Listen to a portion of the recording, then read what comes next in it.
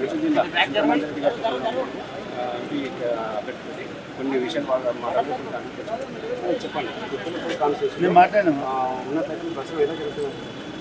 ఈరోజు గుర్తులపూడి నియోజకవర్గ సమావేశాల తర్వాత కార్యకర్తలు అన్ని కుల సంఘాల మీటింగ్స్ అన్నీ చాలా బాగా జరిగినాయి.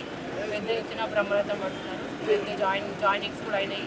ఇంకా హై మెజార్టీ ఇస్తారు. ప్రజల స్పందన బాగుంది. ఇక్కడ చూసిన అందరు ఎడ్యుకేటర్స్ కానీ, ఆఫీసర్స్ కానీ, ఎంప్లాయీస్, అన్ఎంప్లాయ్మెంట్స్, ఇంకా ప్రజలు, కార్యకర్తలు, అన్ని పార్టీల కార్యకర్తలు, నాయకులు కూడా పెద్ద ఎత్తున జాయినింగ్స్ అవుతున్నాయి. అందరు సపోర్ట్ చేస్తున్నారు.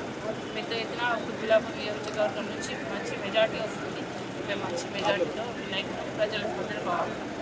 అలాగే ఉన్నట్లయితే ఇప్పుడు ఏదైతే బీజేపీ అభ్యర్థి ఈటల రాజేంద్ర గారు ఉన్నారో తను ఏం చెప్తున్నారంటే మాకు కూడా భారీ మెజార్టీ వచ్చే అవకాశం ఉంది, ప్రజలు భారీ ఎక్కువ జరుగుతుంది, మరి కాంగ్రెస్ ఓడిపోయే అవకాశం ఎక్కువ లేదని చెప్తుంది. కానీ మీరేం చెప్తారు?